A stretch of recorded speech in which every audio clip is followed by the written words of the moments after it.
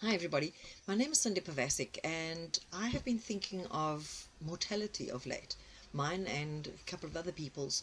And as we get older, we do tend to think a little bit more about death. It's not a morbid topic that I want to chat to you about, or I just want to get you to think a little bit about it, mainly because recently two of my school friends have passed away within 3 weeks of each other. And as far as I was concerned, one was going through some health issues, and the other one nothing. One was a male and one was a female. The female was younger than me, and the male maybe 2 or 3 years older. But the fact of the matter is that I have dealt with a number of health issues, and that was in 2004, between 2004 and 2008. And then I had a massive heart attack last year.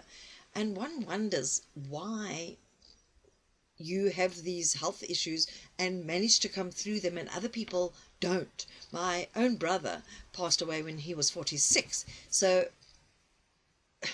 a lot of people say, oh, there's a reason that you're around. You kind of get like, oh, really?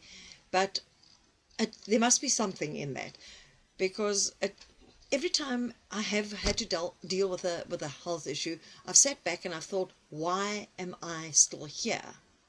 And each time I've realized that I have experience, I have something to share. So I have to get up and get my butt into gear and do something about it. What does get my goat a little bit, though, is there's a lot of HIV activists, new HIV activists out there, not just in South Africa, but around the world. They've come on board doing the whole big activist thing, and they're looking for recognition.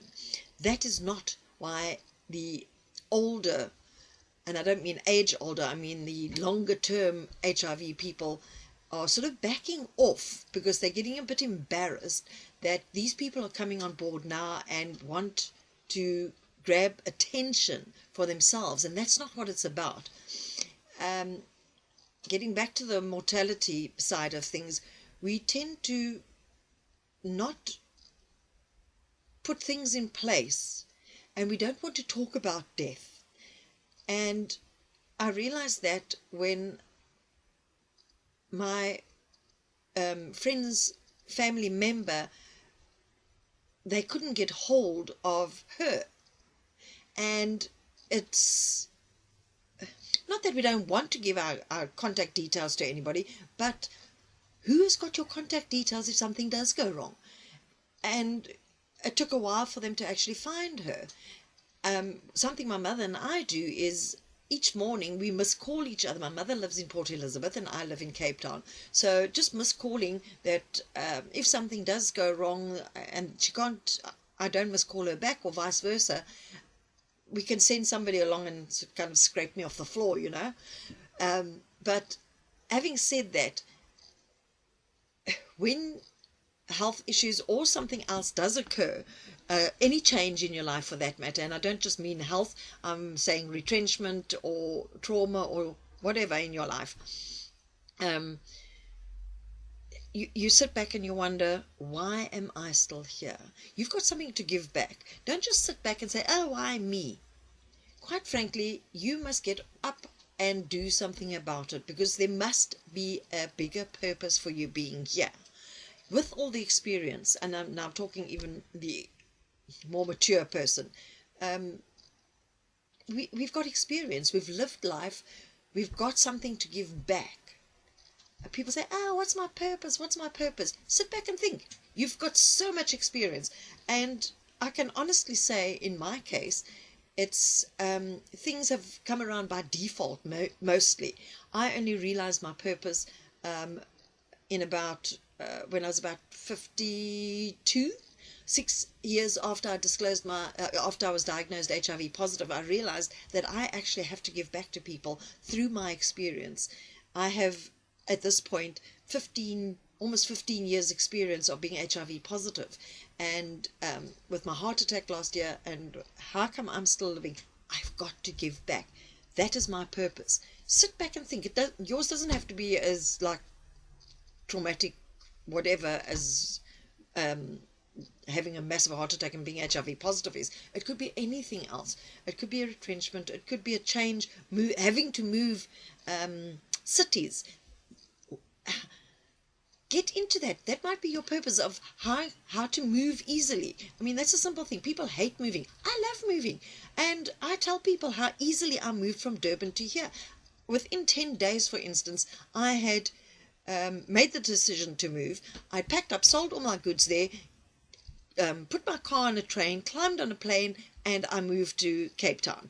And that was 5 years ago at that age. So I don't find that traumatic, but somebody else will find it traumatic. I'll speak to people on how easy it was for me to move. I just packed my boxes, left half the stuff, sold half the stuff, no, well, 3/4 of my stuff, and moved.